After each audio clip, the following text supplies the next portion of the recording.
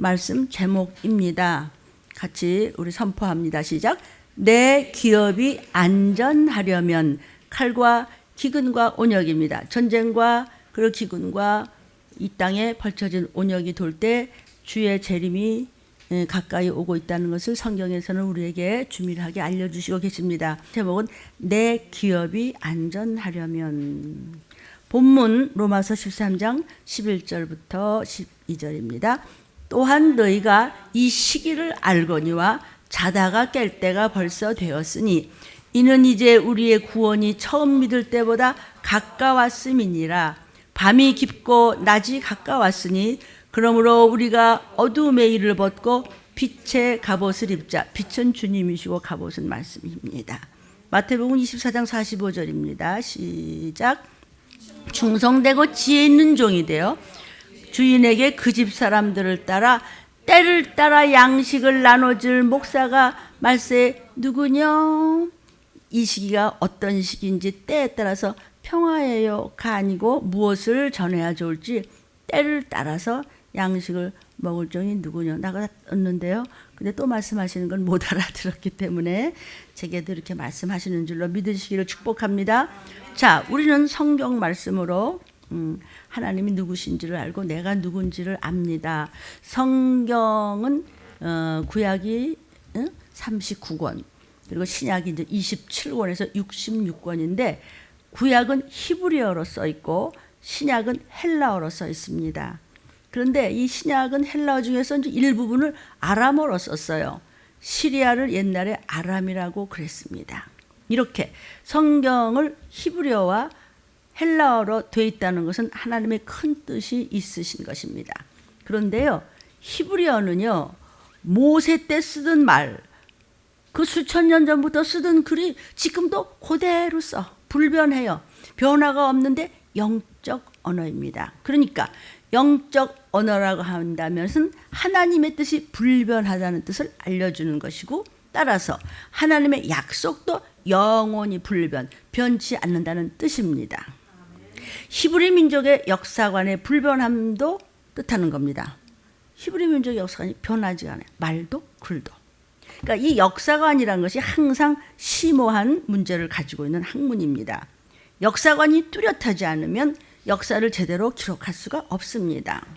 이 영상을 보시는 여러분 특별히 이제 들림의 말씀 이 시기를 알고자 열망하며 구원받기를 소망하여 아멘.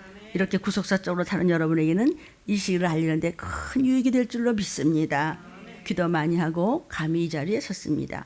역사라고 하는 건 뭐냐면 그냥 있는 사실을 이렇게 주워 모아가지고 역사책이 되는 것이 아닙니다. 그래서 역사를 기록하는 사람은 그 역사를 어떤 눈으로 보고 기록하느냐가 굉장히 중요한 것입니다. 가령 이제 우리나라가 이제 독립운동 했었잖아요. 3.1운동 때, 그렇죠? 그렇게 독립운동에 대한 이제 역사를 논한다고 할 때 우리나라 입장에서는 억압당한 입장이기 때문에 우리나라 쪽에서 보면 일제시대나 또 한일 합방 이전에 19세기나 그 또 20세기 초의 역사를 우리가 기록한다고 합시다. 그러면 일본놈들은 나쁜 사람들이야. 우리는 정의를 사수하는 민족이 되니까 일본을 악한 침략자로 보는 것이죠. 사실도 그렇고. 그러나 반대로 일본의 입장에서 역사를 논한다고 하면은 그들은요 조선반도에 진출하는 계기가 됐고 또 중국으로 아시아로 넓혀나가는 대동아 공영권을 만들어 나가는 작전 계획의 일환으로서 취급한다고 참 또 멋지게 썼을 거라고요. 다른 거예요. 역사를 보는 눈에 따라서. 그러니까 같은 사건이라도 다르게 본단 말이에요. 또 우리나라의 안중근 열사가 이등방문을 팍 죽였어요.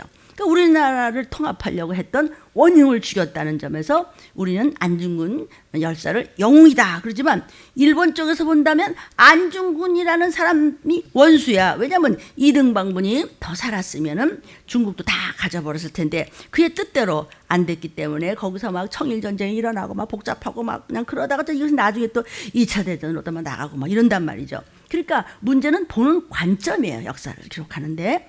그래서 과거에 이제 우리나라 사람들이요 조선 왕조실록을 이제 기록할 때는 항상 춘추필법을 씁니다. 이 춘추필법이라고 하는 것이 그 당시 하나의 역사관이었어요. 이 중국 사람들도요 대대에 쭉 걸쳐가지고 쓴 역사적인 안목은 그들이 쓴 안목은 전부 다 춘추필법입니다. 그러니까 춘추필법은 뭘 말하냐면은 유교적인 안목이란 말이에요. 가끔 우리 삼국지 얘기를 가끔 하는데 유비관우 장부 이야기를 보세요. 그거요 춘추필법으로 썼기 때문에 유비가 주인공이 되는 겁니다. 말하자면 유비는 참 덕이 있는 사람이에요. 유교적으로 쓴 거예요. 춘추필법으로 쓴 거예요. 아버지에게 효도하는 자요. 자기 상관에 대해서는 충성을 하는 사람이요. 또 풍의유신 친구지간에는 아주 신용이 있기 때문에 철저히 신의를 중요시하는 사람이에요. 그래서 그 사람을 중심으로 해서 기록해 나가는 겁니다. 그래서 제갈공명이 그를 이제 도와서 항상 한참 싸우고 먼저 이제 이러다가 결국 이제 유비도 죽고 그 아들대 와서 그냥 폭삭 다 망해버리잖아요. 그 나중에 이제 삼국은 누가 통일하냐면은 청나라를 지배하던 그 조조가 통일해버린단 말이죠. 사실 역사를 좀 그렇게 기록해서는 좀 안 되는데 제가 좀 그렇게 생각을 하고 지금 설교를 하는데 그것을 꼭 주인공으로 얘기하는 건 아니지만 들어보십시오. 조조가 조조 같은 간신 이러죠.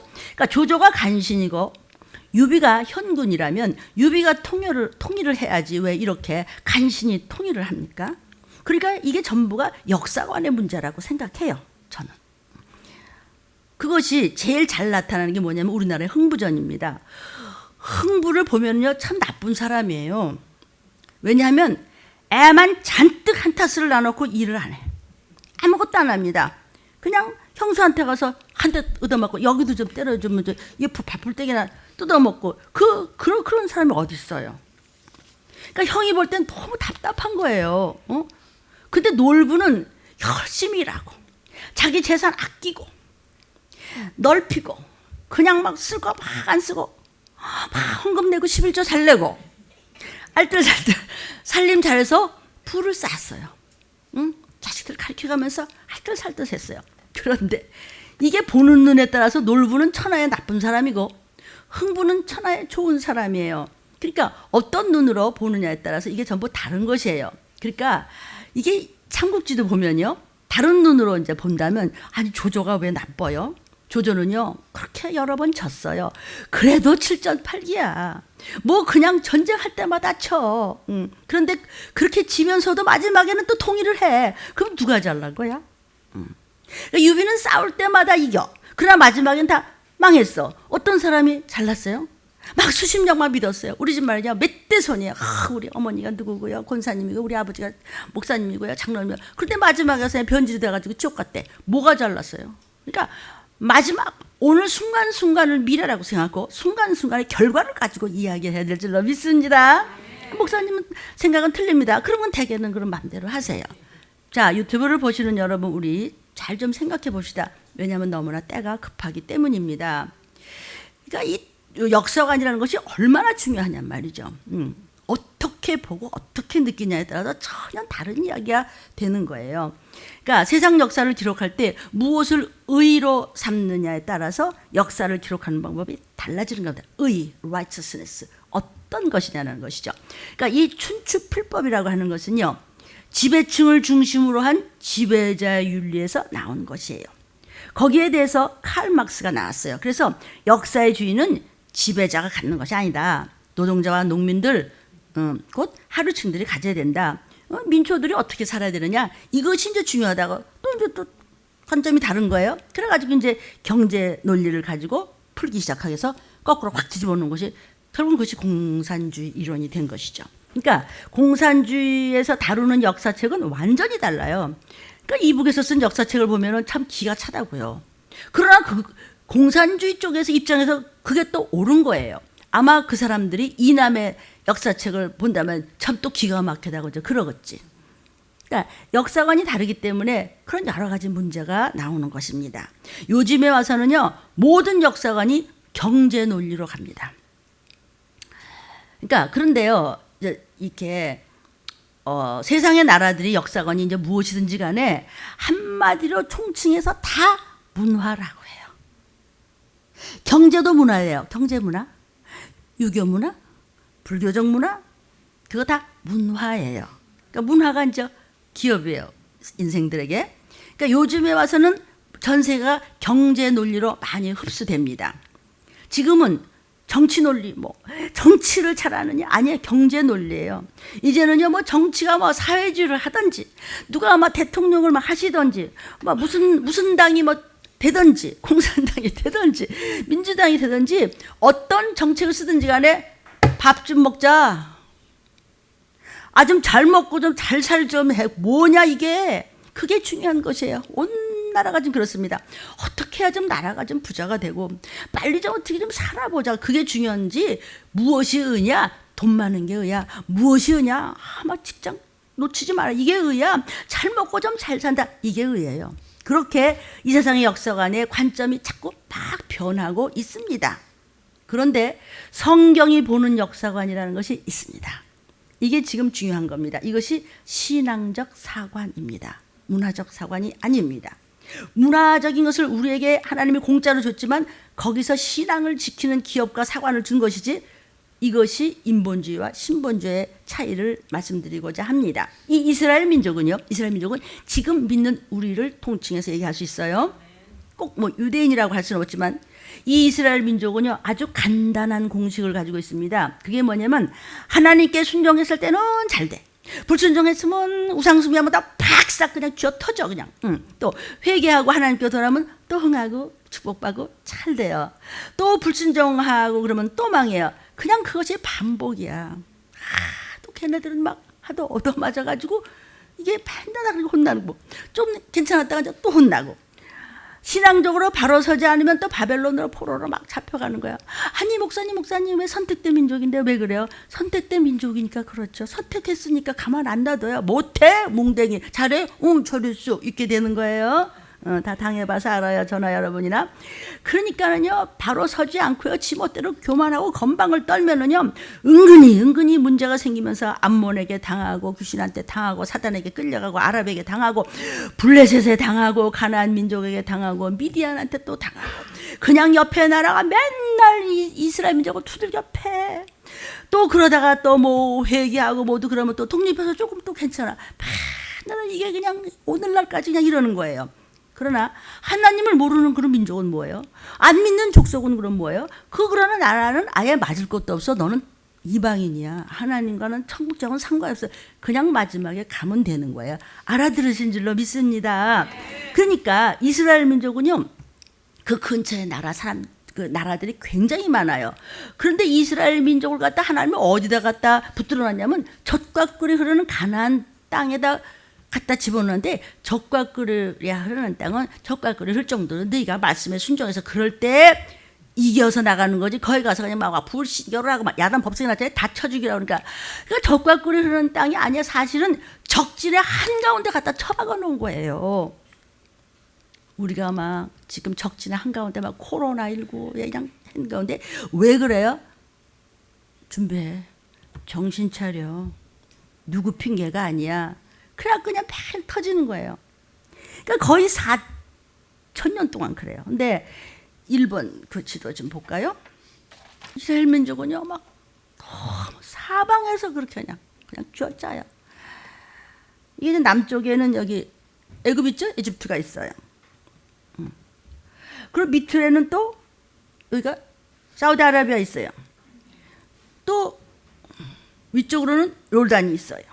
근데 이 요르단이라는 게 옛날에 모압 쪽이에요. 또 그 조금 지도에 요르단의 옆에 보면은 드로와 시돈이라는 나라가 또 있어요. 거기서 조금 더 올라가면 여기 또 시리아가 있어요. 거기는 아랍이고 또 블레셋이 거기 또 있어요.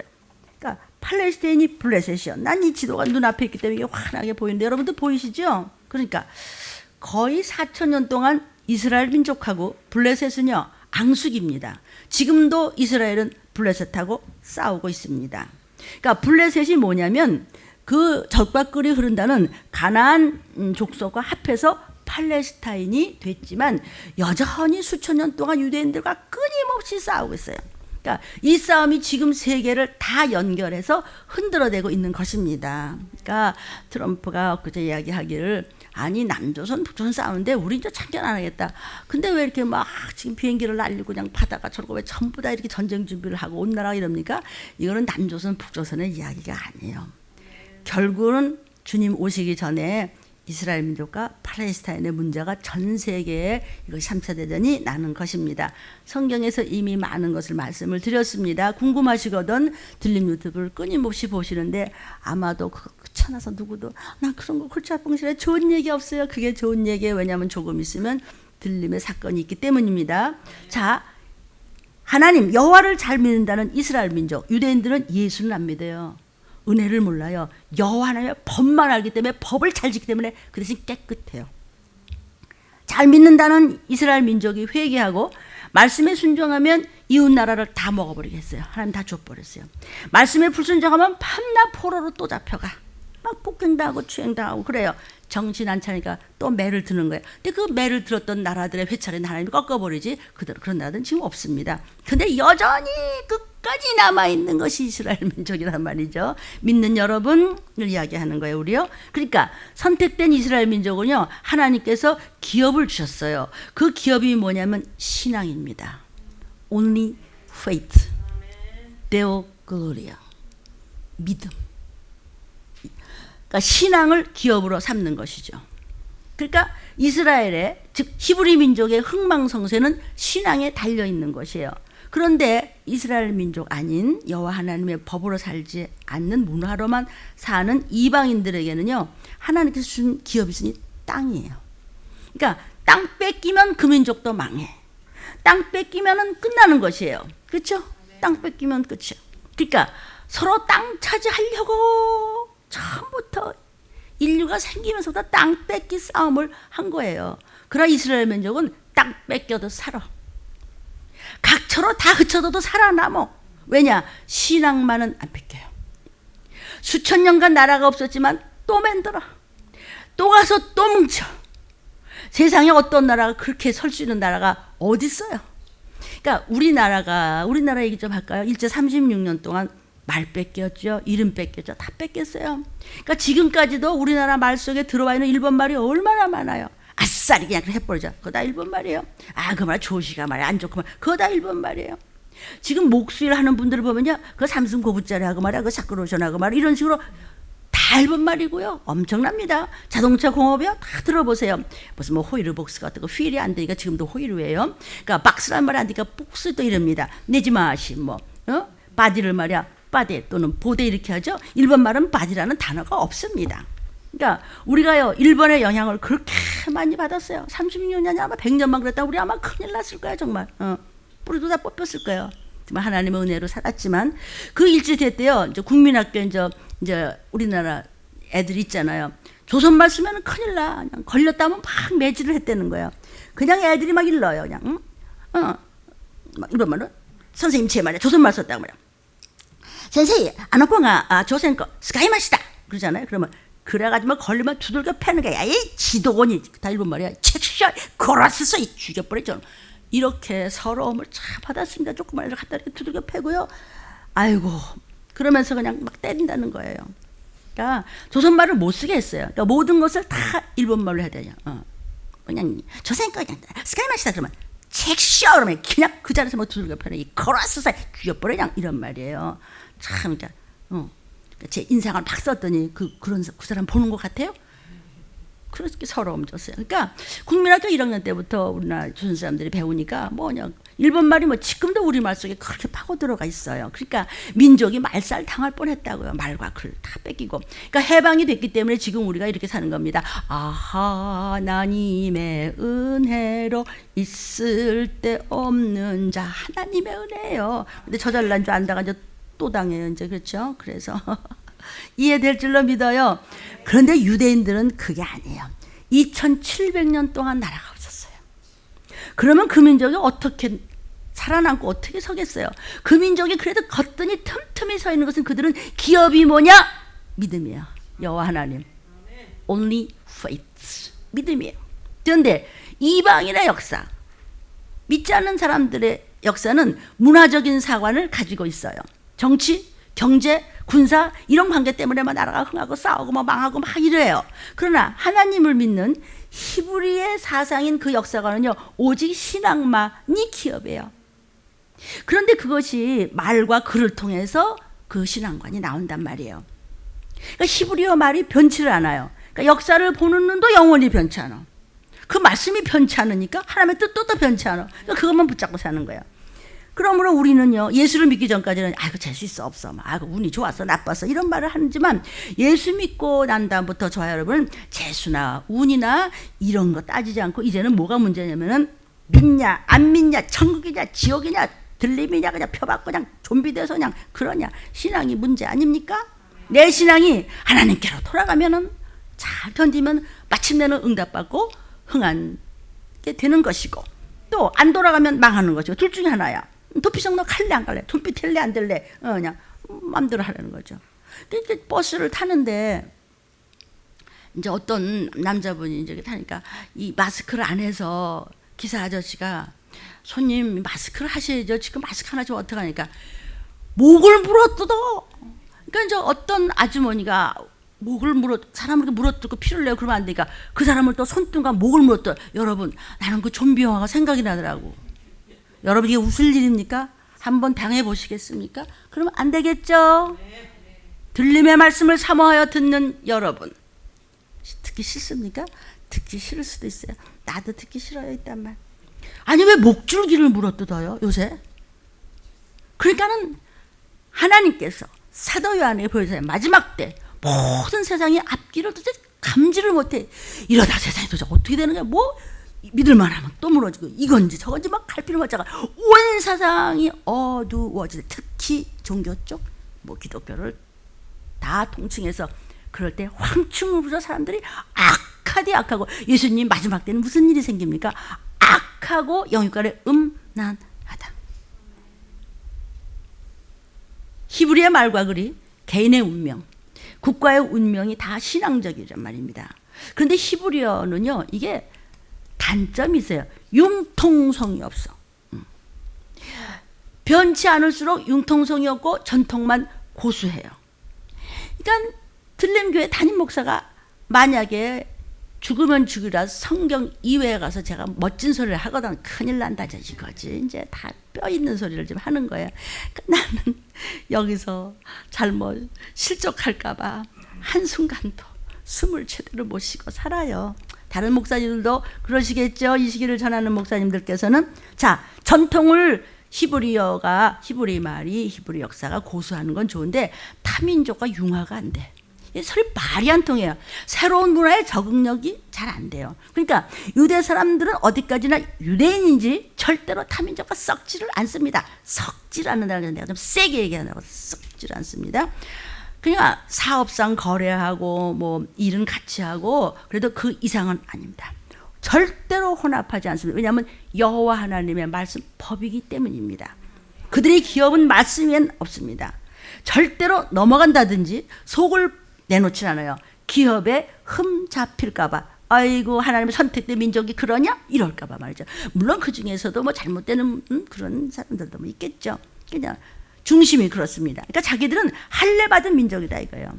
여러분도 뭐 지금도 남자아이들 낳으면은 뭐 8일 만에 그 수술하고 그러죠. 근데 지금은 우리는 그걸 안 따져요. 그러면서 유생상 뭐 굉장히 좋은 거라고 해요. 또 그 선택받은 민족이라는 사인으로 이미 성경의 율법에 나온 거니까. 지금은 그것에 우리가 중심을 둬요. 심령의 할례를 해서 말씀을 받아들이지. 아멘. 마음의 할례를 받은 줄로 믿습니다. 그것이 율법과 은혜의 차이란 말이죠. 어쨌든 선택된 민족. 그러니까 우리는 할례 받은 민족이야. 우리는요 선택된 민족이야. 너무 뚜렷하게 각인이 되어 있기 때문에 할례 안 받은 사람과는 말을 하지도 않아. 아예 섞지도 않아요. 그냥 인사하고 뭐 사업하고 이런 거지 절대로 이거를 여는 법이 없습니다. 그러니까 성경을 보면요 선택된 히브리 민족은 타협이 없어요. 찍기가 들어올 틈이 없어요. 막 뭐 사업하다가도 이거 한 잔씩 하면은 말이야 뭐 사업하다 뭐 그러지. 그래요? 사업을 못할 망정 딱 끊어버려요. 근데 그 법을 지키기 때문에 그들은 또 율법적으로 굉장히 깨끗한 거죠. 그러니까 성경을 보면 출애굽기로부터 해서 뭐 여호수아, 사사기 뭐 쭉 보면요, 어쩌면 이렇게 타협이 없는 민족 잘 천복했다 할 정도예요. 평화줘요? 그런 거 없습니다. 가서 이방인과 싸서 죽여놓고 일을 하는 거지. 뭐 저희가 뭐 죽든지 뭐 종이 되든지 아니면 왕을 가서 쳐부시고 남을 막 죽이고 뭐 종을 삼아 버리든지 무슨 타협하고 적당히 휴전선 만들어 놓고 평화로다 아니로다 이런 말 못합니다. 안 합니다. 아예 그들은. 지금도 똑같아요. 팔레스타인 독립해라. 인정할게. 어? 아, 그리고 서로 좀 좋아라 하면서 그냥 너도 좋고 나도 좋고 그래 살면 괜찮잖아? 그 미국이나 유럽이나 또 이방인들은요, 진짜 저놈들이 상종을 못하겠네. 아니, 왜 그래? 평화롭게 좋게 하자. 내 그거 좀 땅덩어리 내려놓자. 아니, 이거 하나님 주신 땅이라 날 죽여 이거예요. 죽여. 뒤에서 꿍시렁거리지 말고. 그러니까 아니, 저 사람들은 왜 그렇게 답답하냐, 좀 타협하고 좀 살지. 그렇게 맨날 싸우고 당하고 죽어가면서도 그래도 팔레스타인이 독립하는 거 절대로 용납을 안 해. 그냥 죽여. 씨를 말릴 때까지 싸우겠다는 거예요. 그렇게 싸우고 있고 싸울 겁니다. 바로 재림하시는 그 순간까지. 참 타협은 어림도 없어. 안 하는 겁니다. 그러니까 이방인들이나 다른 사람 입장에서는 너무나 꼴보기 싫은 거야. 너무나 미운 거야. 이 유대인들이요. 너무나 이스라엘 민족들 얄미운 거예요. 전 세계가 미워해요. 저희만 잘났대. 지만 오라. 아주 그냥 공조를 모르는 민족이에요. 그래서 히브리 말은 유대인만 사용해요. 안 해요. 다른 나라 사람들이 유대어를 안 배워요. 쓰지도 않고. 왜냐하면 율법은 유대인들에게 주셨어요. 이방인들에게 준 것이 아니에요. 이방인은 인과응보예요, 그냥. 그러니까 히브리 말은요, 전파가 안 됩니다. 히브리어를 우리가 배울 때 그랬잖아요. 히브리족부터 시내산에서부터 내려온 율법이잖아요. 그들이 지켜야 되는 거예요. 그러니까 그럼 다 이방인들은 억울하지 않으니까 뭘 억울해? 토기장이 말 배웠잖아요. 아멘. 우리가 믿음을 가지고 있는 것만 감사하게 생각해서 전도하는 것입니다. 그러니까 히브리어를 우리가 배울 때 뭐 그 나라 말을 잘해갖고 사용을 해보겠다든지 그래서 배우는 것이 아니고 성경을 해석하기 위해서 할 수 없이 공부하는 부분이 있는 것이에요. 그러니까 우리가 히브리 말 잘한다고 해서요, 히브리 사람들하고 가까이 하려고 해요, 딱 끊습니다. 그래서 유태교를 위해서 전도가 안 돼요. 참 전도하기 힘듭니다. 요즘 이제 그리스도교로 돌아오는 분들도 꽤 있는데 얼마나 힘든지 몰라요. 그래서 여호와 하나님을 알려면요, 유대 사람이 되면 여호와 하나님을 알아요. 그런데 어떻게 우리가 유대인이 되겠어요? 그러니까 여호와 하나님을 알려고 하지 말고 예수 하나님을 알라는 거예요. 법만 따지 말고 그 법을 위해서 죽어주신 예수를 알고 은혜를 알아야 되는데 은혜에 가서 메시아로 안 받아들여야 유대인들은요. 그래서 저렇게 고생하는 거예요. 그러나 그들은 여호와 하나님의 법을 알아요. 그러니까 너희가 그들만도 못하지 않냐고 우리한테 그러시는 거예요. 그런데 비해서 신약은요, 헬라어로 기록이 됐어요. 헬라어는 변화가 많고 아주 문화적이에요. 첨단 과학 분야에서 보면 헬라어 명칭을 다 써요. 헬라어는요, 토막토막이 잘 잘라져 있어요. 그래서 이제 그전에 이제 헬라어 배우다가 막 좀 그렇잖아요. 뭐 힘들고 그래요. 그 선생님 그들 헬라어는요, 토막토막이 뭐 접두어, 뭐 전미어, 뭐 어간 변화, 뭐 전미어 변화, 뭐 무슨 어두 변화, 그냥 단어가 착착착착착 연결이 돼 가지고 아주 자유자재로서 헬라어만큼 변화무쌍한 언어가 없다고 이제 그러더라고요. 그래서 헬라어는 풍부한 내용을 가지고 있어요. 그러니까 새로운 문화를 쉽게 수용할 수 있죠. 그래서 이제 현대적인 기술 용어, 뭐 산업이나 뭐 통신이나 뭐 컴퓨터 용어라든지 과학 용어 등은 거의 헬라어를 사용합니다. 과학 용어에도 뭐 마이크로, 이거 다 헬라어죠. 뭐 킬로미터 다 헬라어예요. 요즘에 이제 머리칼 하나에 10억 분의 1나노라고 나왔잖아요. 그거 헬라어예요. 뭐 아폴로, 뭐 우주선, 뭐 타이타닉, 뭐 이런 거 전부 다 헬라어입니다. 그러니까 화학 그 기호 같은 것도 물리학 공식도 다 헬라어예요. 그만치 헬라어는 풍부한 내용을 가지고 있죠. 뭐 라틴어하고도 비교를 하는 거 좋겠어요. 그래서 헬라어는요, 널리 퍼져 있어요. 특히 헬레니즘, 그러니까 히브리적인 사상의 반대예요. 헬레니즘, 헬라 사상, 헬라과는. 그러니까 헬레니즘 문화 시대가 BC 4세기, 예수님 이 땅에 오시기 전에 400여 년 전부터 해서 예수님 때까지 큰 한 400년이 헬레니즘의 전성시대예요. 여러분, 알렉산더 대왕 아시죠? 알렉산더 대왕 때 헬레니즘, 즉 헬라식 문화, 히브리식 문화와 반대의 전성기였었어요. 그 당시에 철학자들 플라톤이라든지 유명한 아리스토텔레스라든지 소크라테스라든지 이런 역사적인 인물들이 다 그때 거기 다 있었어요. 또 수학자들도 뭐 유크리스트라든지 그 유명한 달레스 같은 그런 기사성 같은 사람들이 있는 전성기 때였어요. 그 문화를 헬레니즘 문화라고 해요. 근데 알렉산더 얘기를 왜 하냐면 알렉산더가 그때 전 세계를 통일했어요. 유럽 쪽으로서는 2번 좀 보여줄까요? 유럽 쪽으로는 알프스 산맥이 있습니다. 여기 글씨 보이죠? 나중에 유튜브를 보시면서 참고해도 좋겠어요. 뭐 시험 보는 건 아니에요. 알프스 산맥 이남 쪽이, 또 아프리카 쪽으로는 사하라 사막 북쪽, 또 팔레스타인 그 가운데 쪽을 전부 해서 아랍 지역 일대, 말하자면 유프라테스 강을 넘어서 인도의 북부까지 다 먹어버렸어요. 누가? 알렉산더가. 그런데 인도에서 더 넘어갈 수가 없어. 3번 좀 보시겠어요? 여기는요, 이제 거기는 히말라야 산이 있어요. 인도에서 더 넘어가려면 히말라야 산이 막아요. 거기까지가 그 당시에는 전 세계예요. 히말라야 산에서 더 넘어가면 거기는 해 뜨는 나라라서 거기는 하나님 나라라 못 가. 그 당시엔 그랬어요. 또 스페인 쪽으로 쭉 넘어가면 거기는 해가 지는 나라이기 때문에 거기는 또 지옥이 있다고 또 생각했어요. 그 당시 그게 전 세계야. 그 아니. 그러니까 알렉산더가 그걸 다 먹어버렸으니 사실 굉장한 인물이라고도 할 수 있겠죠. 그러니까 알렉산더는 일평생 전쟁만 했어요. 그 사람은 왜 전쟁을 하는지도 모르고 전쟁을 한 것 같아. 그냥 싸웠어요. 그냥 이겼어요. 한 번도 진 적이 없어, 알렉산더는요. 그런데 그가 한 일이 뭐가 위대하냐면요. 헬레니즘 문화가 삽시간에 그때 쫙 퍼져버린 거예요. 거기를 참 뭐 이렇게 싸워 이기면서 말이죠. 통일해버린 거예요, 알렉산더가. 그 다음에 이제 로마가, 저쪽 위에 로마가 헬레니즘 문화를 저 북쪽까지 쫙 넓혀서 영국까지 먹어버렸어요. 다 먹어버렸어요. 그러니까 유럽 일대가 나중에 로마에 의해서 헬레니즘이 막 전파된 거예요. 그래서 뭐 로마로 뭐 다 통한다 뭐 이런 말도 하잖아요. 그 로마는 그냥 지끝에 가서 그 이어가지고 그냥 전부 지가 휘젓고 다닌 거예요. 그래서 전 세계 어디를 가든지 헬라어가 다 통했어요. 로마 말은 사람들이 몰라요. 왜냐하면 로마 말은 그 당시에 라틴어였어요. 라틴어도 대단하잖아요. 근데 전부 헬라어가 다 해요. 로마의 정부가 뭐 있다고 해서 라틴어 말하는 사람은 없어요. 헬라어로 말해야 알아요. 왜냐하면 헬라어는 근 400년 동안의 역사가 있어요. 로마는 금방 군사력으로 어떻게 집권을 해서 어떻게 먹여진 나라이기 때문에 문화라는 것이 길게 없어요. 그래서 로마의 문화를 헬레니즘의 계승을 한 문화를 가지고 있다고 해서 그레코 로망이라는 말을 붙여요. 그레코는 그리스예요. 로망은 로마를 말하는 것이에요. 그러니까 헬라어만 어디든지 통하는 거예요. 그러니까 여러분 잘 아시는 우리 사도 바울 목사님이 난 곳이 어디예요? 다소예요. 다소는 소아시아, 지금의 터키 지방에서 났어요. 그러니까 다소는 이 헬레니즘의 중심지였어요. 그래서 사도 바울이 아주 헬레니즘에 밝고 헬라어도 능통하고 또 유대인이니까 또 뭐 그는 뭐 율법사이다. 뭐 이름 말할 수 없잖아요. 그 학문이요. 그러니까 유대인이니까 또 유대 말은 또 잘하고. 이 고린도전서 9장 이후를 쭉 보면요. 바울은요.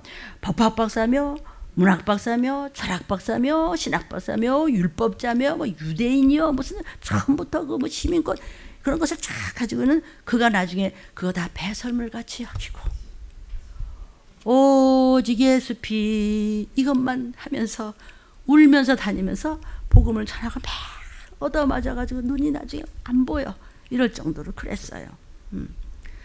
아주 그냥 고상병에 들렸던 사람이 배설물 같이 여기고 나는 아무것도 아니다. 나는 벌레만도 못한답니다. 이랬어요. 그런데 글을 시켜서 하나님은 신약을 쓰게 해서 오늘날 제가 이 성경을 가지고 주님 오시기 직전에 건짐받는 이 말씀을 전하게 하시는 것이죠. 사도 바울은요. 여러 나라 말을 하는데 특히 헬라어에 아주 능통했기 때문에 전 세계 어디를 가든지 이방인까지도 복음을 전할 수 있게 됐어요. 그러니까 이방인들에게 복음을 전할 수가 없어요. 이 헬라 말을 잘해야 되는데 잘하는 사람이 없어. 왜냐하면 예수님 제자들이 전부 다 그냥 뭐 굴비 몇 마리가 얼마고 몇 마리 여기 세 개나 뭐 이런 거지 뭐 없어요. 그러니까 하나님이 사도 바울을 이렇게 데려다가 이방인들을 위한 그릇으로 쓴다고 그랬잖아요. 그러니까 사도 바울은 전 세계 어디를 가든지 이방인에게 복음을 다 전할 수 있었어요. 그러니까 전파할 수 있었던 것이 뭐냐면은 그가 전파한 것이 뭐죠? 이신득이에요. 믿음으로서만 의롭다함을 얻어서 천국 간다. 뭘 믿어? 예수 피. 우리 죄 위에 죽으셨고 부활하셨고 승천하셨고 보좌 우편에 앉아 계시다가 마지막 때 칼과 기운과 온역이 있을 때, 죄의 재림이 있을 때, 전체적인 마지막 판의 혼란 속에서 세상 역사적으로 그럴 때가 있었느냐? 없다. 마지막 때 너희가 눈치채었어요.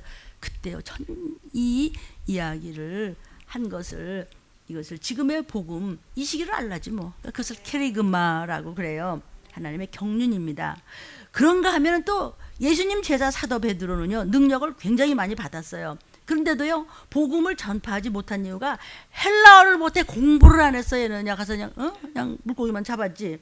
어부가 뭐 자기네 말 히브리 말이나 밖에 못하죠. 그냥 팔레스타인에 그냥 있는 거야. 이렇게 능력이 있으면서도. 공부하세요. 뭐 성경 읽으라는 얘기예요. 나중에 이제 그 사도 베드로도 로마까지 가긴 갔는데 그때 그냥 못 갔어요. 그때는 나이가 어렸던 마가가 이제 통역관으로 가서 통역을 해주고 이제 그랬어요. 그래서 이제 복음 전하는데 언어 안 통하면은 지금 전도 못해요. 막 송도사 못해요.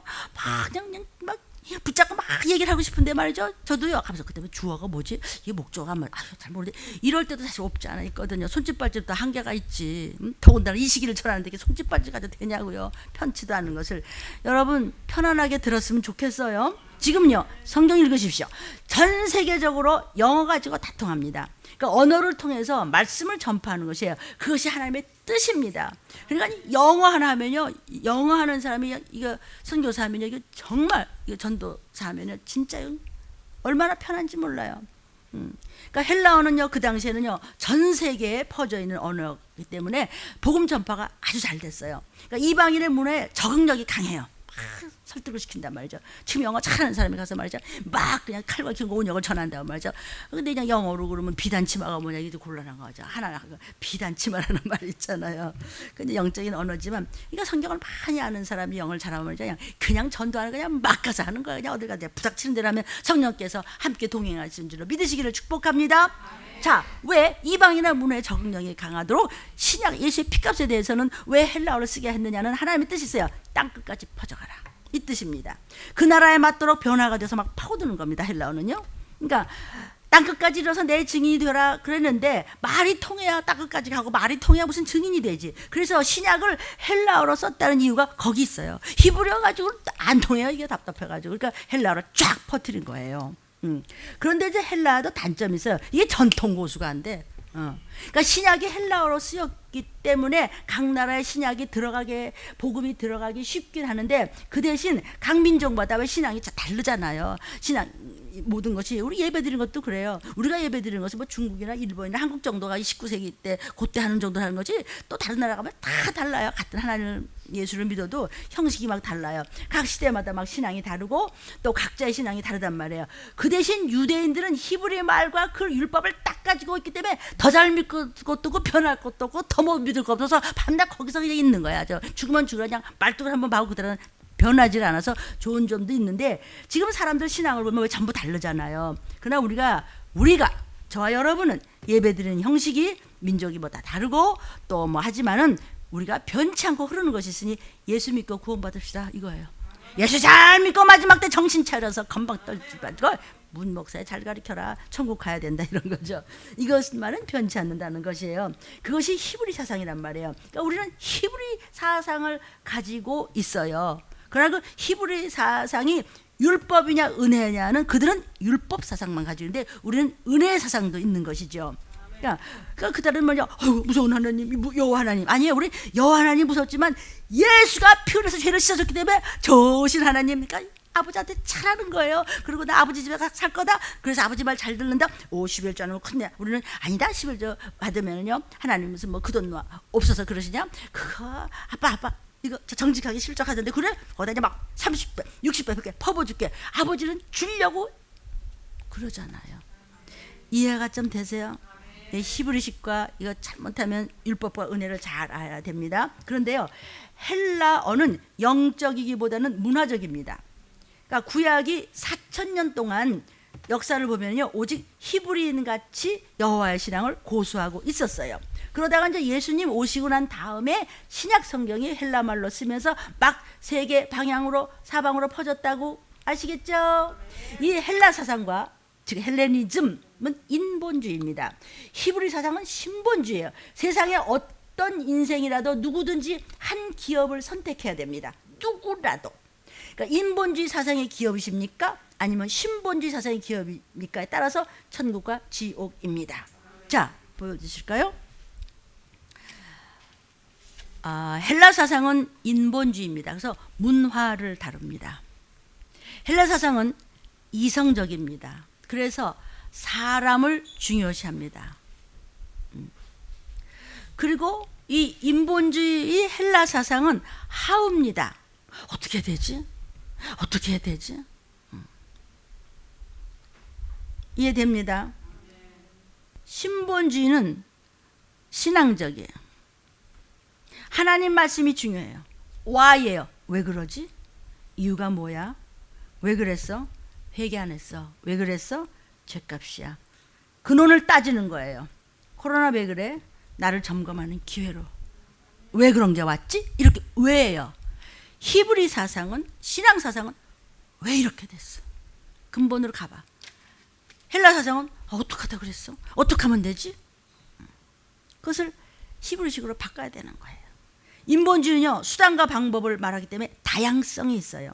신본주의는요, 목적만 얘기해요. 결과만 얘기해요. 하나님을 섬기는 것이 목적이에요. 그래서 신본주의는요, 히브리 사상은요, 흑백 논리예요. 아멘 할래? 노멘 할래? 네가 알아서 해. 좀비 될래? 뜯어 먹을래? 지옥할래? 아니면 끝까지 믿음 잘 지키다가 정옥할래? 도피성 갈래? 천당이냐 지옥이냐? 하나님이냐 사람이냐? 하나님이냐 마귀냐? 하나님이냐 세상이냐? 그냥 딱딱 나눠버리고 마는 것이 신본주의입니다. 그렇기 때문에 예수 확실히 믿는 사람을 보면은 답답해요. 답답해요. 옛날 다 저도 그렇게 생각했던 적이 있었어요. 그런 사람들 보고. 더구나 이 시기를 몰라? 그때 모르냐? 더 답답해. 나 그런 거 싫어요. 그런 말. 뭐 온역이 어떻고 뭐 기근과 뭐 전쟁이 어떻고 뭐가 이 시기 어떻고 더 답답해. 진짜 답답해. 억지로 가야 돼 교회를 말이죠. 들린 말씀만 듣고 앉았으면 막 속이 끓어오르는 사람이 있어요. 막 이게 막 듣기 싫어하고 그러나 또 저렇게 또 꿀맛같이 앉아고 눈을 반짝반짝하는 그런 성도들도 계세요. 뭐 다 옛날 뭐 저 얘기하는 건데 이렇게 그래야 나는 내 얘기를 해야 여러분이 시험에 들든지 말든지 나는 내가 하나님 앞에서 모든 것을 정직하게 솔직하게 이렇게 먹여야 여러분에게 예수의 피가 들어갑니다. 답답해? 왜 답답해? 문화적이 돼야 인본주의가 되고 다원주의가 돼야 폭이 넓고 편안한데 인본주의는 문화를 다뤄요. 이성적이에요. 사람을 중요시하게 하우 다양성이에요. 수단과 방법을 생각해요. 넌 왜 그렇게 꽉 막혔냐? 왜 이렇게 들리는 게 꽉 막히고 그 말밖에 할 줄 모르냐? 아니 그 말밖에는 성경이 없으니까. 흑백 논리로 들어가니까 답답하고 진짜 짜증나요. 속에서 막 귀신이 바글바글해요 지금. 아멘이냐 아니냐 둘 중에 하나입니다. 성도요? 답답하지만 성경은 답답하라는 것입니다. 답답하게 살라는 거예요. 세상을 답답하게 살아라. 미움받아라.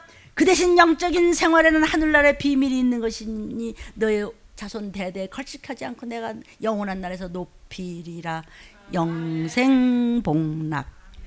히브리적 말은요, 예수 그리스도가 오시는 길에 안내자 역할을 했기 때문에 히브리 역사와 그 언어는 거룩하게 구별된 역사입니다. 다릅니다. 그래서 기독교는 종교가 아니고 이건 생명입니다. 지금 유대교를 말하는 것과 다릅니다. 유태교 얘기하는 거 아닙니다. 믿음의 사람의 성경과 이야기입니다. 구별해서 거룩하고 구별해서 마지막 때 예수 그리스도가 오신 것입니다. 예수 그리스도 이후의 역사는요 12제자로부터 다시 또 시작이 됩니다. 그 다음에 예루살렘과 온 유다와 사마리아 땅끝까지 해서 막 넓어서 이 말세에 들리는 교회를 통해서 전해지고 있습니다. 이 구약을 사람의 편에서 이해한다면 그건 히브리 민족의 역사밖에 안 될 것입니다. 그러나 신앙적인 안목으로 본다면 하나님의 역사며 우리를 건지기 위한 하나님의 사건입니다. 성경은요 문화를 다루는 것이 아니라 신앙을 다룹니다. 성경은요 인격을 다루는 것이 아니라 영을 다룹니다. 사람을 다루는 것이 아니라 하나님의 말씀만을 다루는 것입니다. 그렇기 때문에 언제나 성경은 사람을 영적으로 취급합니다. 항상 말씀이 먼저 있는 것이기 때문에 인격적으로 취급하지 않습니다. 문화적으로 취급하지 않습니다. 네가 뭐 젊으냐, 뭐 늙으냐, 뭐 이쁘냐, 미우냐, 이거 아닙니다. 모든 것은요, 신앙과만 연결돼서 하나님이 불꽃 같은 눈동자로 계산하고 계십니다. 신문대로 거두실 것입니다. 신앙만 옳다고 이렇게 한다면요, 네가 신앙만 똑바로 서 있어? 그럼 하나님은 그걸 딱 선택하죠. 내가 너를 안다. 그래서는 건져내시는 겁니다. 그날 나퍼질 날 때 보자는 것입니다. 문화라는 것은요, 쉽게 말하자면 뭐냐면 먹고 있고 마시고 그냥 입에 풀쳐서 사는 거예요. 그게 문화예요. 신앙이라는 것은요, 하나님의 나라와 하나님의 뜻과 하나님의 말씀 안에 먼저 구하면 문화는 덧붙여줄게. 얼마든지 더 필요한 거 이미 아시고 줄게, 이런 것입니다. 그런데 사람들은 보이는 것 때문에 안 듣습니다. 그렇다고 해서 우리가 뭐 문화를 무시하고 삽니까? 그럴 순 없죠. 아니죠. 그러나 문화는 하나의 수단이죠. 신앙이 목적입니다. 신앙은 주예요. 문화는 종이에요. 신앙은 뿌리예요. 문화는 지엽이에요. 여러분이요, 이 관계 뚜렷하고 확실하셔야 들림받음으로 구원받을 수 있는 것입니다. 아멘이에요. 만일 구약이 헬라어로 많이 썼다고 그러면 하나님 여호와의 사상만 남았겠지. 신약을 히브리 말로 썼다면 기독교는 뭐 유대인의 신앙이 되고 말고 유대인만 뭐 해당되고, 그렇게 되면 뭐 유대인의 종교지. 그게 우리와 무슨 상관이 있겠어요? 하나님 다 뜻이 있으셔서 그렇게 하셨단 말이죠. 그러니까 예수 그리스도를 문화적으로 보기 때문에 기독교를 하나의 사상으로 보고 몇십 년 믿었다고 하지만 말이죠, 철학으로 보는 우를 범하고 있는 것입니다. 예수 그리스도는요, 역사 속에 오신 분이 아니고 사회 속에 오신 분이 아니에요. 그분은요, 모든 인류의 구원자로 구세주로 오셨습니다. 아멘이에요. 영생을 주시러 오셨어요. 구약은요, 모세는 예수 오시기 전에 1500년 사람이에요. 모세가 처음 기록하기 시작을 해서 구약은 예수님 오실 때까지 1500년을 기록한 것이죠. 신약은 예수님 오신 후부터 해서 한 1세기 말까지 썼으니까 한 100여 년 기록된 것입니다. 그러니까 시대가 다르고 막 저자가 막 다른 것이죠. 그러나 이 구약과 신약은 예수 그리스도만을 위해서 통일되어 있는 말씀이에요. 신구약 합해서 66권인데 전부가 다 예수 그리스도에 대한 말씀이에요. 태초에 말씀이 계시니라, 그가 말씀과 함께 계셨고 그가 하나님이에요. 그래서 뚜렷한 신관을 줍니다. 신관이라고 하는 것은 하나님을 어떻게 보느냐라는 뜻이에요. 성경은요, 하나님은 유일하시다. 한 분밖에 안 계시는 창조주시다. 여러분, 삼위일체, 우리 삼위일체 그러죠? 뭐 삼위일체에 대한 뭐 책도 엄청 많더구만. 삼위일체는요, 신비 중에 신비예요. 해결이 안 돼요. 삼위일체에 대한 설명은. 그렇게 많은 글들이 많이 나왔지만 글쎄요, 세 분의 하나님이 삼위일체신데, 성부 하나님, 법을 만드신 성부 여호와 하나님, 그 다음에 그 법에 우리는 전부 율법에 걸려서 지옥 갈 수밖에 없기 때문에 피 흘려서 우리의 죄를 씻으신 성자 하나님, 성자 하나님은 몸을 입으신 God-man으로 오셨지만은, 신인 양성으로 오셨지만은, 그분은 이제 가시고 또 다른 예수 하나님께서 예수 믿는 자에게 성령으로 우리 속에 들어오셨어요. 심령에. 아멘. 저 여러분 안에 성령님 계세요? 그러니까 이 세 분의 인격체가 별도로 존재하는 분이에요. 그런데 이 세 분을 합하면 또 한 분이래. 몰라, 골치 아파. 이렇게 된 거예요. 이게 이해가 돼요? 설명할 수 없습니다. 많은 책이 나왔지만 그렇게 막 설명만 해서 나는 못하겠어요, 설명이요. 그러니까 너무나 금식하며 기도하며 회개하며 말씀 붙잡고 설교 1시간을 위해서 100시간을 보내면서 어떡하지, 하나님 지금 때가 급해서 최고로 영양분 먹여야 되거든요. 이러고 했어요. 세 분이 하나고 한 분이 셋이 뭐 어떻게 이걸 설명을 하냐고요. 막 말씀 준비하다가도 기도를 하는데, 하나님 아버지 정말 사랑합니다. 이 말이 쑥 나오네. 뭔데 사랑 안 했나? 그러니까 양이 차야 하나님이 동행하시고, 기도와 눈물과 금식과 회개와 이것이 말씀과 양이 찼을 때 사랑한다는 말을 해서 하나님과 찌르륵 하고 통하게끔 성령이 도와주셨는데, 해보셔야 아시죠? 그렇죠? 해보실 줄로 믿어요. 자식이 부모를 사랑하지 않으면 같이 안 살아요. 하물며 하나님이시랴. 우리 인간들이요, 이해한다고 하는 것은요, 이 세상에 존재하는 어떤 형태에 비추어서 그렇다 아니다라고 할 때 얘기가 되는 거예요. 이해한다는 것은요. 가령 예수님은 창조주다 할 때, 우리 피조물이네. 그 이해가 돼요, 그죠? 예수님은 왕이시다. 그럼 왜 예수님은 어떤 왕이시냐? 세상에는 대통령도 있고 세상 임금도 있는데 하나님은 하늘나라의 임금이시면 그만의 왕 중에서 이해가 되잖아요. 이게 뭐 그런 게 이해가 되는데 이 삼위일체만은 이 땅에서 설명할 수도 없고 비교할 방법이 없어요. 이 세상에 그런 이해가 없어요. 비교할 수가 없어요. 그래서 신비라고 해요. 신비하고 신비주의는 달라요. 오직 말씀 안으로 하나님은 말씀 하나만 들으면 난 뭐든지 내일 모레 죽는다고 하더라도 일어나가지고 그냥 중간에서 일어나가지고 저렇게 앉아서 장로님이 예배 드리겠잖아요. 이건 신비예요. 안 돼요. 거기서 의사가 손 들은 거예요. 나는 믿음을 가져왔어요. 그럼 하나님이 역사하세요. 신비예요. 그럼 신비주의는 아니에요. 그럼 그거 목사님 붙잡으면 돼요? 아니에요. 여기까지 올 동안에는 그냥 온 거 아니에요. 이 성령의 충만함으로 성령이 역사하셔서 모든 천사가 움직이고 모든 자연법칙으로 초논리로 나가서 이적을 행할 때까지는 여러분이 거기까지 팔팔 끓는 데까지 가셔야 되는데, 그렇죠? 네. 이 세상에는 예가 없어요. 그런 게 없어요. 한 분이 세 분이고 세 분이 한 분이고 못해요. 뭘 해도 안 돼요. 어떻게 셋이 하나가 돼요? 또 어떻게 하나가 셋이 돼요? 많은 그 학자들이나 또 많은 분들도 그런 말씀을 하세요. 저도 그런 생각을 한 적이 있었겠죠. 물을 얘기하자. 0도 이하로 물이 내려가면 고체가 된다. 0도 이상으로 올라가면 액체가 된다. 근데 100도 이상으로 올라가면 그건 기체가 되고 버린다. 그러니까 그게 이제 삼일체라는 거죠. 저는 그것은 옳은 대답이 아니라고 생각해요. 그것은요, 양태론에 속한 것이에요. 이 양태론이라고 하는 것은요, 사벨리우스주의의 양태론에 속한 모달리즘이라고 그래요. 제가 이 양태론에 대해서는 설교를 아주 그냥 끝내게 해준 적이 있습니다. 제가 한 게 아니고 성령님께서 사벨리아니즘이라고 해서요. 이거는 저는 글쎄요, 내가 이 얘기예요. 이제 사람으로 말하자면 내가 이제 우리 이제 집에 가. 그러면 이제 나는 이제 집에 가면은 이제 이빈나나 또는 우리 엔젤의 고모야. 그 교회 오면은 또 한민교회 또 목사님이야. 근데 또 신학교에 가면 또 교수야. 그건 내 역할이 다른 것이지 내가 세 사람이 있단 말이 아니란 말이에요. 이것이 양태론이에요. 양태론이 엄청 지금 퍼져 있습니다. 또 유명한 또 신학자들도 이것을 또 이야기하고 있는데, 그것은 내가 세 사람이 아닌 거죠. 그러니까 삼위일체가 설명이 안 돼요. 양태론이라는 것은 이거예요. 나는 하나인데 나타나는 모양에 따라서 달리 보인다는 얘기지 존재가 셋은 아니라는 것이죠. 삼위일체는 존재가 세 분이야. 성부 하나님이 따로 계시고 성자 하나님, 예수 하나님이 따로 계시고 우리 안에 계신 성령 하나님이 따로 계신데 하나님이 그럼 세 분이야? 맞아요. 그런데 그 세 분이 합해서 한 분이야. 어떻게 셋이 하나가 돼? 그러니까 신비해요. 인간은 설명할 수 없어요. 저는 그래요. 그래서 삼위일체를 설명하기가 어려운 것입니다.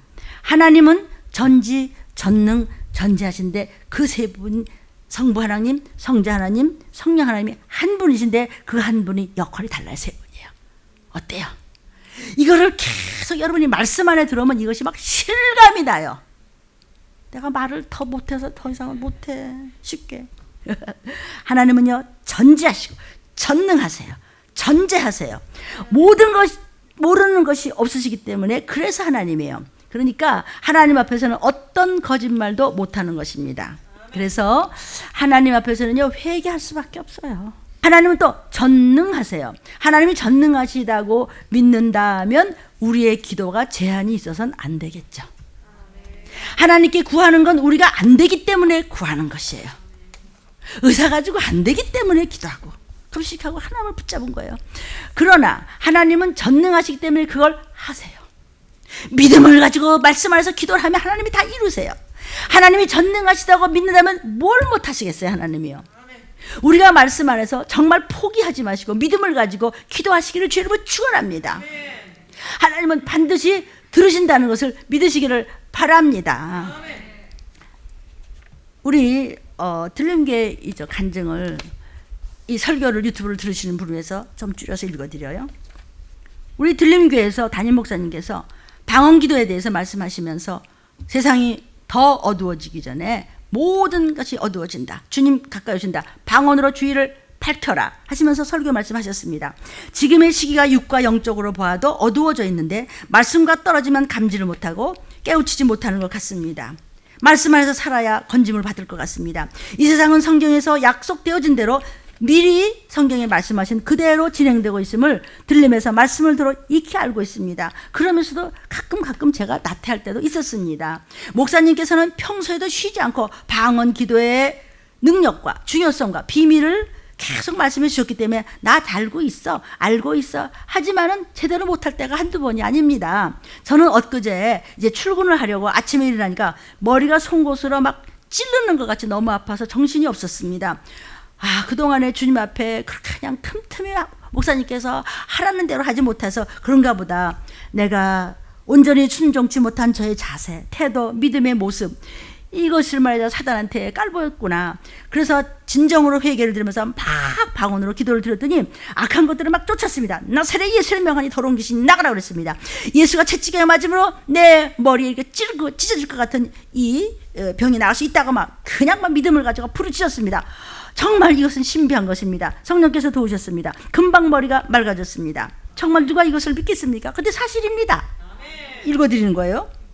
순종치 못한 저의 삶의 모습을 보고 틈을 타서 어둠의 권세가 공격해 왔습니다.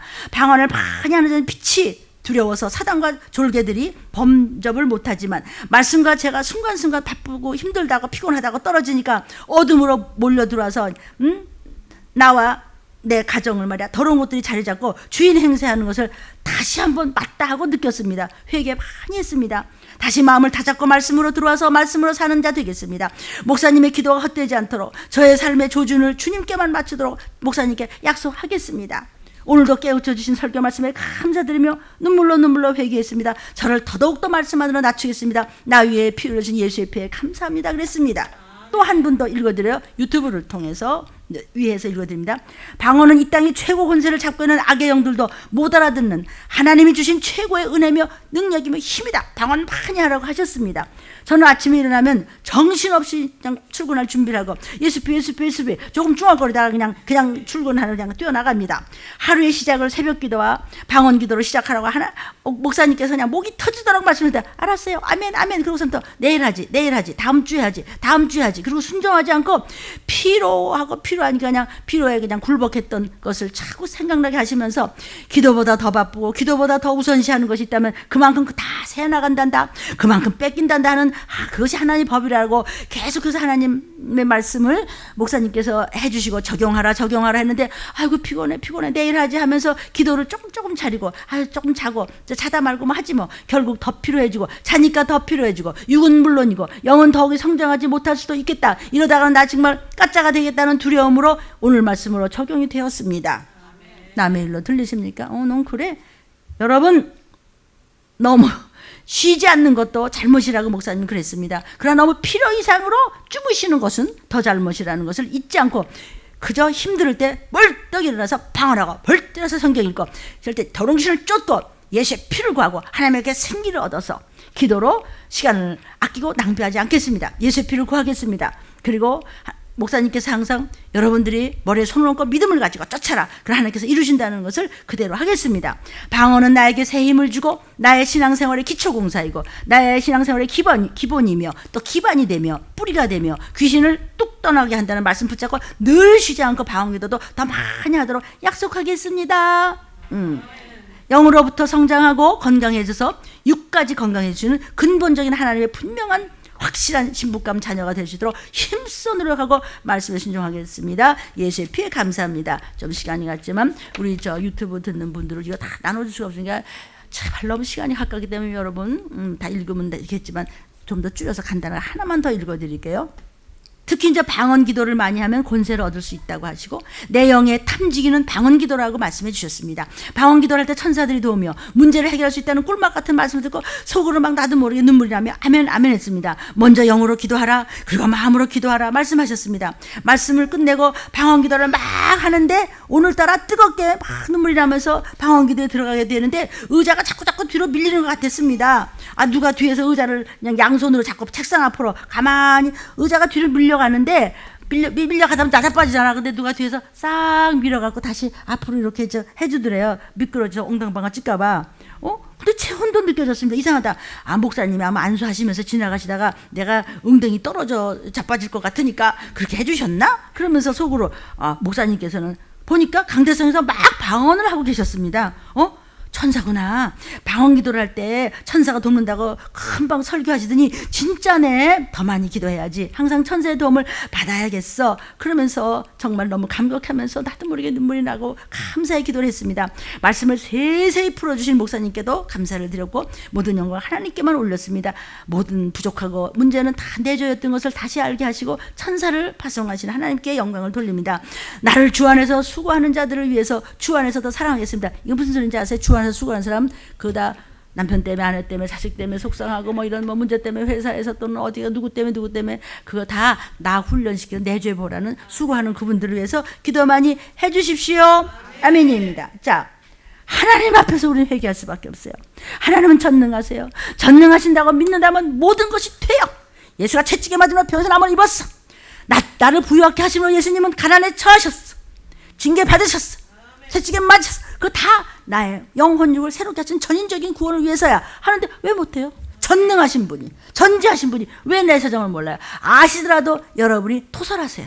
다 토해내도 하나님은 아빠 엄마는 더럽다고 안 그래. 애기가 막 토해내도 엄마가 입에 주워 먹으냐. 왜냐하면 그냥 뭐 나보다 더 이쁘니까 애들. 우리 왜 다 조카들 애들 나는 내가 들어가 안 먹는데 애기가 조카가 나타나면 그걸 먹더라서 아이고 하나님은 나 꽉 토한 것까지 토설하래 하는 아버지가 다 들어주시겠다요.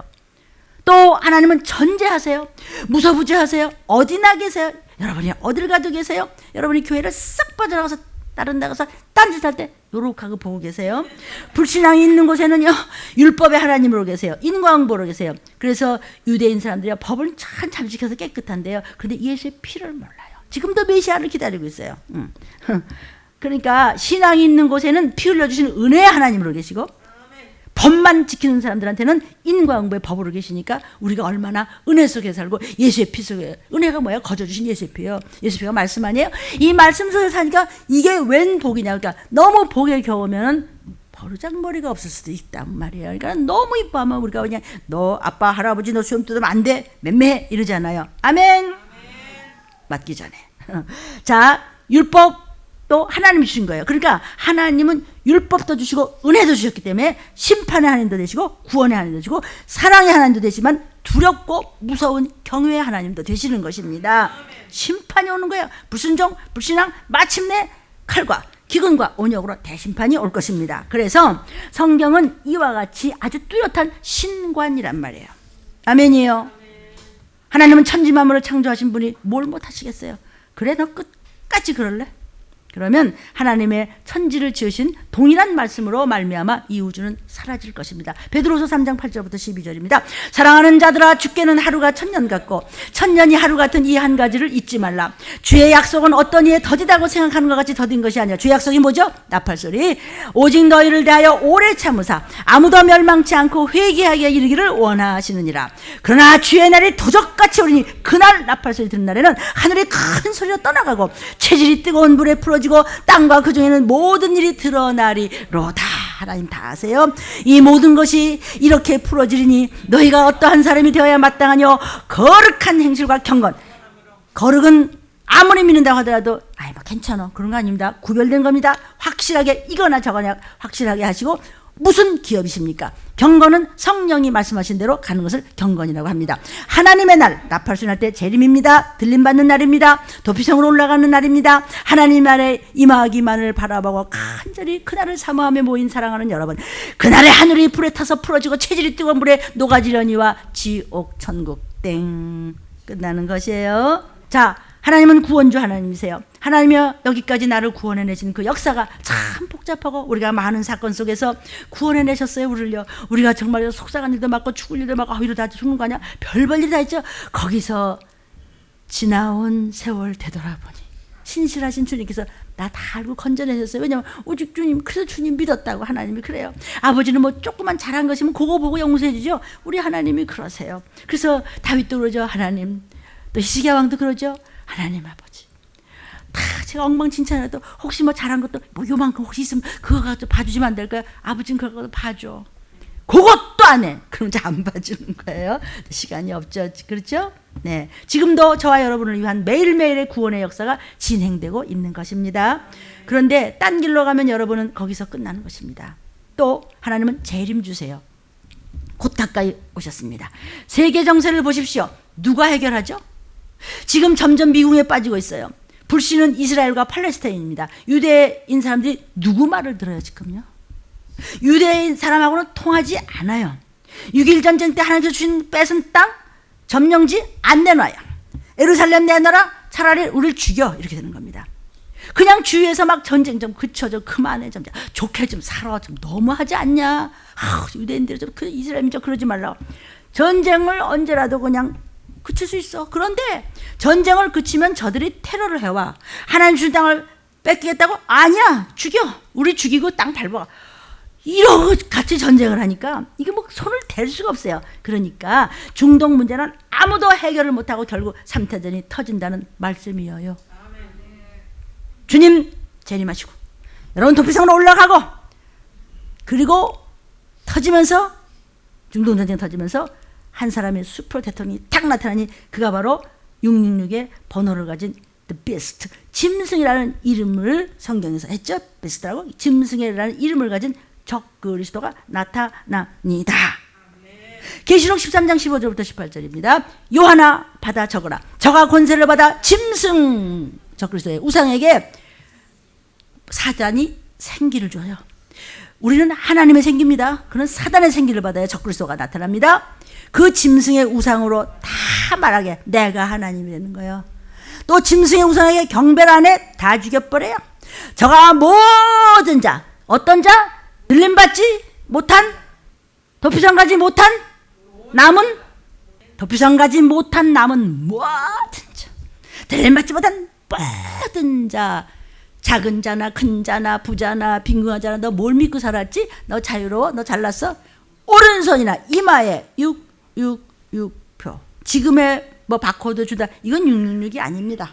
적그리스도 나오고 들림 받고 전쟁 나오면 그때 666입니다. 누구든지 이 표를 없어 매매 못합니다. 바깥에 나갈 수도 없고 이 표는 짐승의 표요.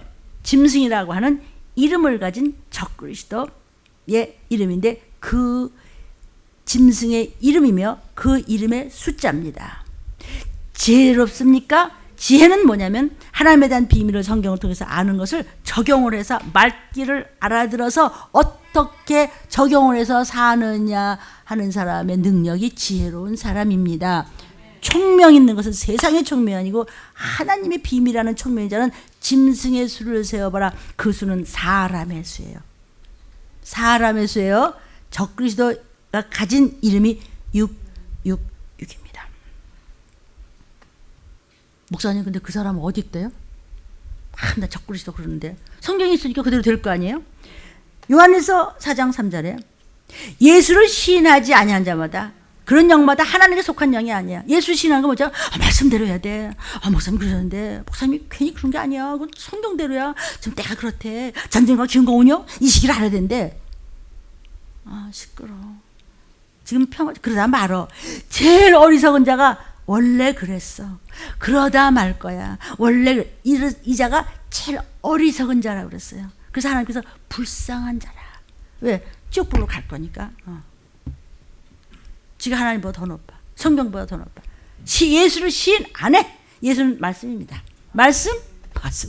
시인하지 않은 영마다 하나님에 속하지 않았어. 무슨 영에게 속했어요? 적그리스도의 영에게 걸려서 영은 악하게 쓰임받는 천사의 영. 천사가 좋은 천사가 있고 악한 영들이 있어요. 3분의 1이 악해서 악령으로 변한 천사들이 있죠. 배도에서 땅으로 떨어졌죠.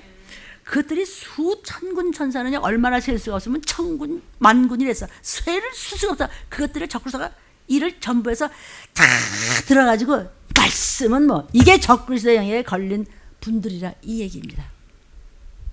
어떻게 생각하세요 여러분? 숨 쉴 시간 좀 드릴까요? 적그리스도의 영이야. 말씀 지나 잘하라고 그래 목사. 오리라 한 말을 자꾸 들었잖아. 들림교회를 통해서 귀가 닳도록 지겹도록 들었죠. 벌써 세상에 있어. 나와 있다고요. 근데 언제 그럼 그가 표시가 나죠? 그냥 이게 뭐야? 이거 어떻게 된 거야? 무슨 일이야? 뭐 사람들이 없어지면서 뭐 전쟁 났다 어떻게? 텔레비 틀어봐. 스톱. 적그리스도가 나오는 겁니다. 주의 재림이 얼마나 가까이 왔는지 아십니까? 아이고 똑같아. 오늘도 똑같은 날인데 아이고 또 오늘 가면서 똑같은 얘기 하겠지. 뭐 세상 그대로인데 왜 그래? 베드로후서 3장 4절 5절에 가로되 주의 강림하신다는 약속이 어딨냐? 조상들이 잔으로부터 만물이 처음 창조됐듯이 그냥 있네 뭐 오늘도. 응? 오늘 좀 와보지 그래. 이는 하늘이 옛적부터 있는 것 같이 땅의 물에서 나와 물로 성령의 것도 하나님의 말씀으로 된 것을 저희가 불어 듣기 싫어. 안 들어. 들림 유튜브 듣지 마. 다른 거 들어봐. 거기 재미난 거 많어. 음란 몰라요. 음란 환자는 머리가 아픕니다. 머리가 영육간에 왜? 두 마음이 있으면 머리통 깨집니다. 성도요, 유튜브 보시는 사랑하는 여러분, 들림?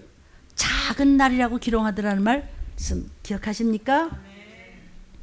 순간 어느 슈퍼 대통령이 나오면서 평화조약하면서 전쟁 스톱 터지면서 스톱 평화조약하자. 그거 뭔데요? 하나님이 허락하신 사람이에요. 그래야 끝나요 이거는요. 나와서 스톱하고 평화조약을 맺으면서 슈퍼 대통령이 나올 비스트 그가 666 가진 자 전부 나가 펴받아라. 아니 당장 라면 음식이 마스크 없으니 큰일 난데 마스크 줘서 라면 달라고 이럴 판에 어떻게 될 것 같아요? 줄 섭니다. 펴받으려고. 안 그럴 것 같죠? 작은 날이라고 기롱하던 자들 슈퍼 대통령 앞에서 평화자하고 스톱하면은 재림하시면서 올라가시면서 나오면서 전쟁 스톱하면서 이러고 이제 펴받으러 가면 돼요. 펴받으면 그것이 어떻게 되는지 여러분 아시죠? 그 전에 일촉즉발의 전쟁의 위협, 창궐하게 퍼지는 온역, 배고픔으로 난리가 날 것입니다. 지금 코로나 19는요. 웬만한 균은 아주 차다든지 아주 뜨겁다든지 이러면 이게 없어져요. 그래는 코로나19는 아주 뜨거우면 뜨거운 데서 더 변종을 하고 아주 차가우면 차가워서 변종하는데 이게 방법이었어요. 지금. 왜 그런데요? 하나님이 허락하시니까 하나님은 사랑하시죠. 사랑이니까 배반한 거는 없애버리고 하나님을 사랑하는 저와 여러분들은 데리고 올라가시기 때문에 불만 있어요? 아멘입니다. 아멘. 적그리스도 등장. 영상을 보고 이 소리를 들으십니까? 사랑하는 여러분은 무슨 준비가 되어 있습니까? 이 모든 사건이 왜 일어나죠? 재림 때문에.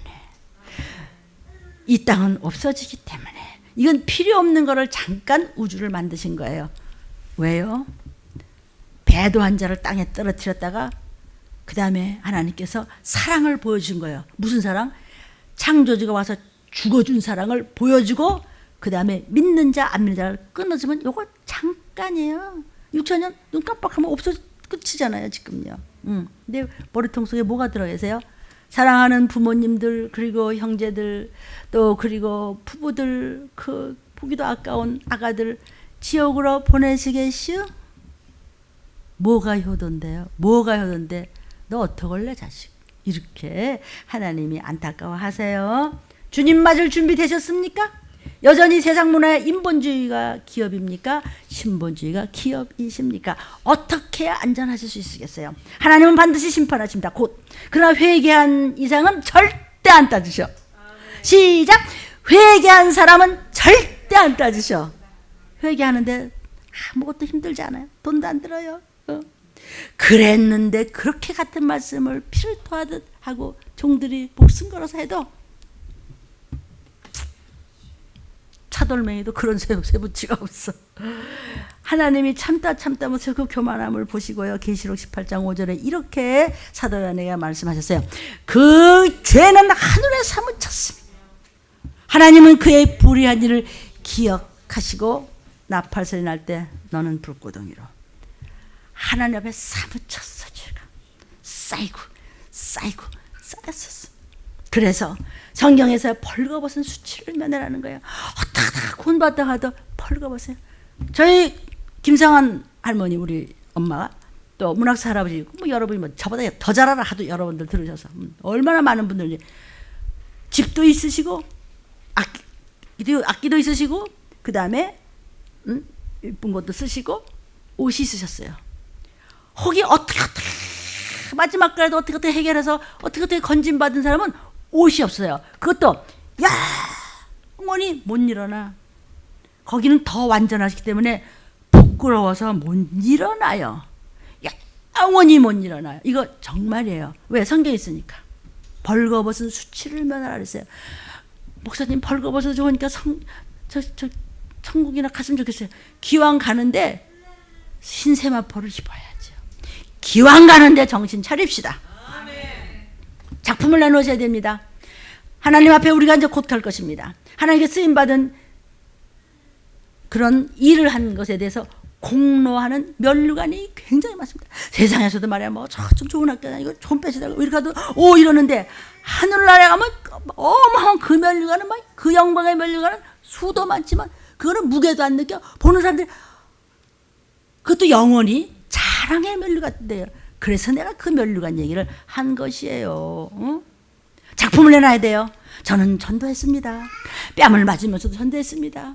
정말 전도지 돌리가 말이야 머리 끄덕이면서 발길을 차더라고. 나를 이쪽에서 그래도 나는 전도지 하는 거야. 왜냐면 지금 어머니가 지금 계시고 또 누구도 또 전도해야 되고 또 뭐 해주세요. 이거 기도해주세요 하는 거 이만큼 노트를 가지세요. 그거 불러가면서 하는 겁니다. 그거 나는 면류관을 바라봅니다. 저는 화장실 청소했습니다. 저는 매일 설거지만 했습니다. 저는 매일 쓰레기만 쳤습니다. 그거요 엄청난 면류관이 기다리고 있습니다. 저는요 그 화장실 청소를 그 추운 데도 가서요 그 어려운 일 다 그래요. 또 지금도 같이 있어요. 그 전도사님 같이 가서 이거 지금 뭐 좋은 장갑도 좋지만 그때마다 벌써 40년 전인데 나는 그걸 면류관이 보이는 겁니다. 그때는 하나님의 은혜를 뭣도 모르고 했어요. 지금 나는 알아요. 그러니까 내가 이렇게 자신 있게 떠드는 거다. 왜? 아멘. 내가 제일 두려워하는 것이 있다면 내가 이제 곧 주님 앞에 섰을 텐데 야 문 목사 너 뭐 했냐? 너 전하라는 말을 하나도 안 잘하고 성도들 숫자 때문에 비위만 맞췄냐? 이럴까 봐 나는 여러분 비위 안 맞춘다 이겁니다. 왜? 시간이 없어요 지금. 네가 사랑한다면 엄마를 아버지를 가족을 자식을 형제를 한다면 너 그렇게 하면 안 돼.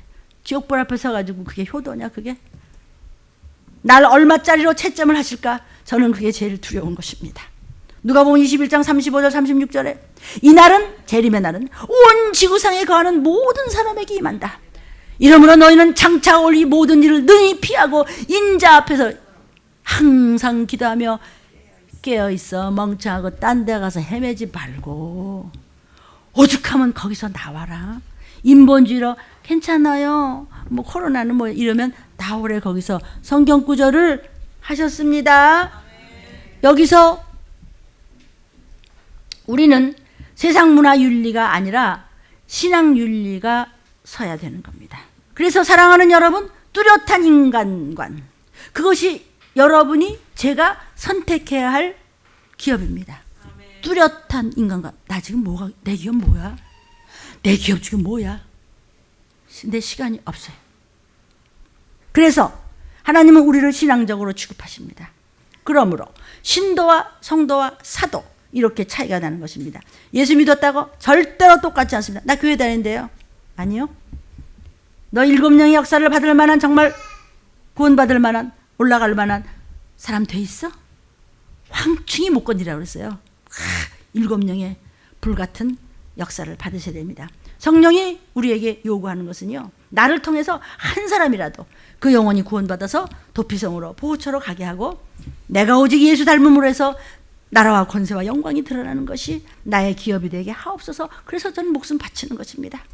저와 여러분을 통해서 한 사람이라도 이 시기를 알려주고 전쟁과 기근과 온역을 알려주고 마지막 때를 성경을 통해서 알게 하고 그래서 들림받을 준비하는 것으로 알려주고 곧 주님이 덫과 같이 이룰 것을 알려주는 것이 저와 여러분의 기업임을 아시겠습니까? 아멘. 나 교회 다니는데요. 그딴 소리 말고요. 그래 너 지금 무엇이 기업인데 무슨 준비하고 있는데 덫과 같이 이런데 믿어? 칼과 기근과 온역 알겠어? 자식이 지금 지옥불에서 지금 지글지글 탄 데로 간데도 몰라? 아버지가 우리한테 맴매 소리를 할 때 예! 너 기업이 뭔데? 여러분 이 급한 때 저와 여러분을 통해서 온 가족이 구원받을 수 있는 기업 물자들이 확실히 되시기를 주의 이름으로 축원합니다. 세상에서요 이런 부분이 못할 수도 있고 저런 부분이 못할 수도 있고 영적으로는 분명하며 그 사람이 어마어마한 별로가 제가 기적의 주인공이었대 이렇게 되는 거예요. 그게 복인 줄 아시오. 잘 아세요. 칼과 기근과 온역에 당하지 않고 황충의 피해를 받지 않고 오직 하나님의 안보를 받아 나팔 소리 날 때 몽땅 4대가 3대가 5대가 그냥 안전하게 도피성으로 올라갈 수 있는 사명이 여러분의 기업임을 확실히 깨닫고 곧 터질 때 올라오라 나팔 소리를 안전하게 들으시기를 주의 이름으로 축원합니다. 지금 우리가 기도하겠습니다. 그럴 때 여러분의 불편한 곳에 여러분이 손을 얹고 예수 이름으로 쫓으면서 여러분을 축복하시면서 안수하십시오. 대언의 영이 임하고 하나님의 역사하실 것입니다. 주여 3찬 기도하겠습니다. 주여 주여 주여